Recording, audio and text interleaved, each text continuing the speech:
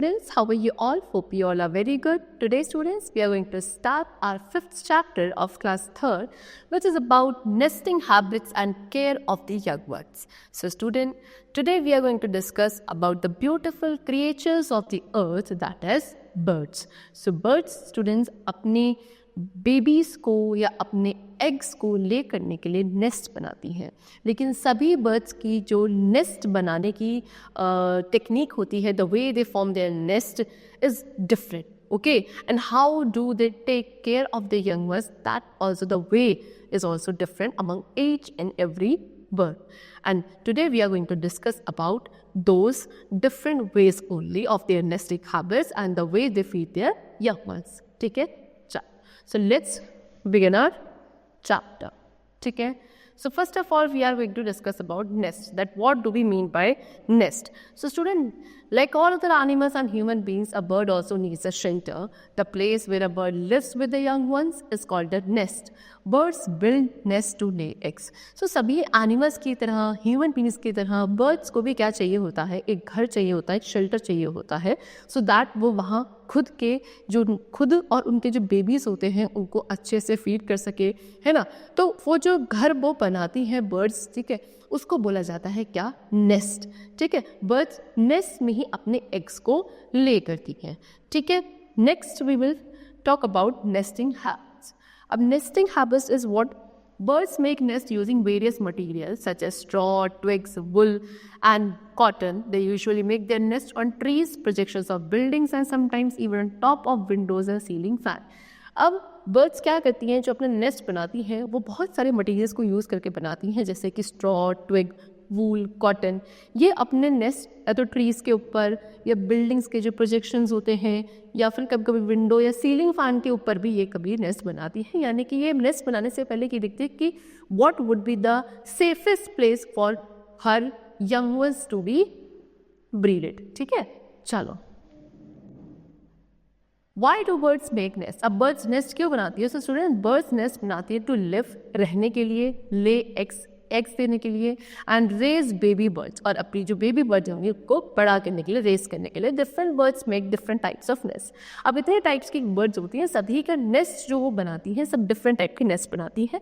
अब हर एक बर्ड के बारे में अब हम पढ़ेंगे. सी, A guillemot does not make a nest, it lays its eggs on bare rocks. जो guillemot है वो अपना नेस्ट नहीं बनाती है, एक ऐसी बर्ड है, ये अपने एग्स कहाँ देती है? बेयर जो रॉक्स पड़े होते हैं उनमें देती है. So first of all we are going to talk about sparrow and pigeon. Sparrow and pigeon किस टाइप के नेस्ट बनाते हैं इनको पढ़ेंगे. See, sparrow and pigeon build their nest on window edges. कहाँ बनाते हैं? विंडो की जो एजेस होती है वहाँ ये बनाते हैं.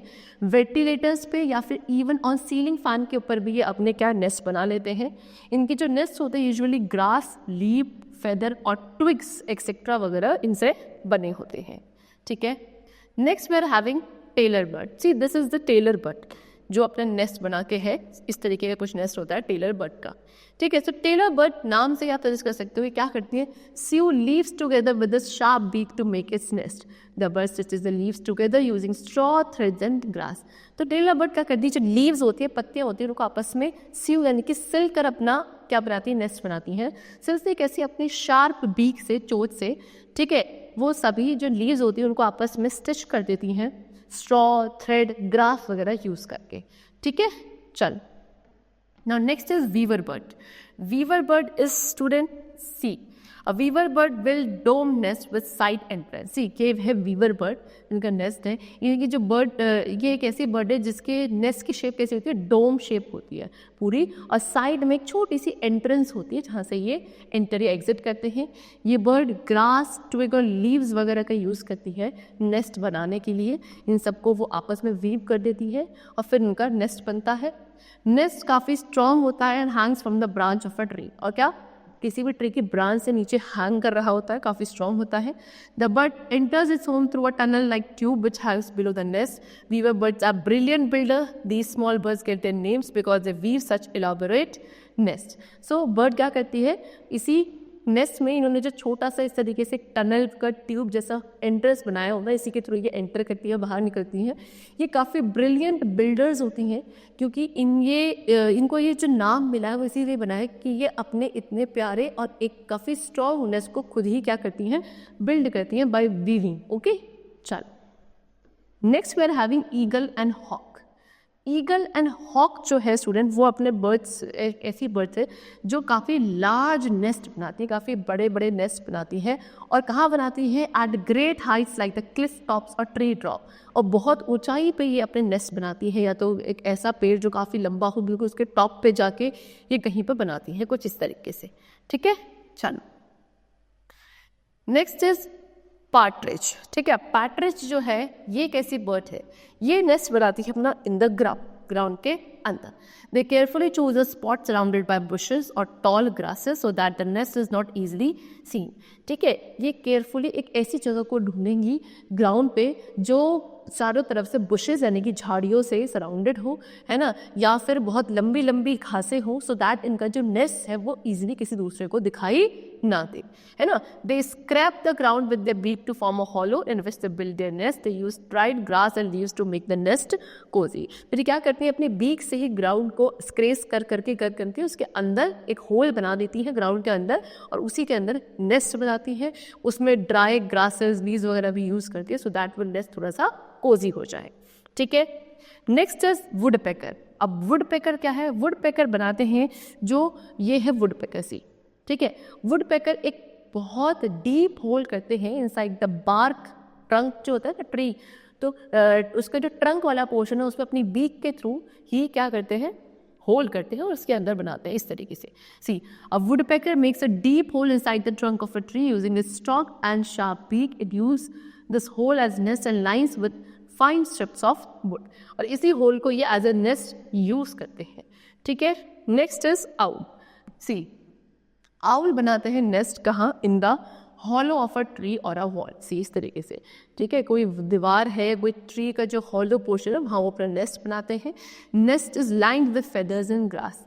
नेस्ट के चारों तरफ क्या? फेदर्स एंड ग्रास की लाइनिंग रहती है। Now next we are having crow.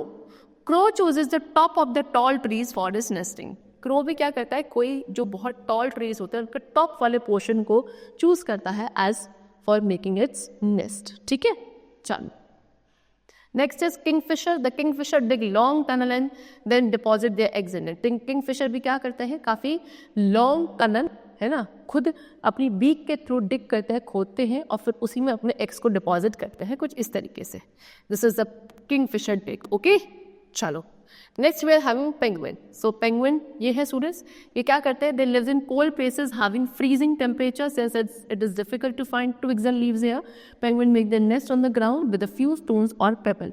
So penguin एक बहुत ऐसी जगह रहते हैं जो काफ़ी ठंडी रहती है, कोल्ड प्लेस पे ये रहते हैं, फ्रीजिंग यहाँ का टेम्परेचर रहता है, तो यहाँ पे ट्विग्स या लीव्स मिलना तो बहुत ही मुश्किल है, ना के बराबर है।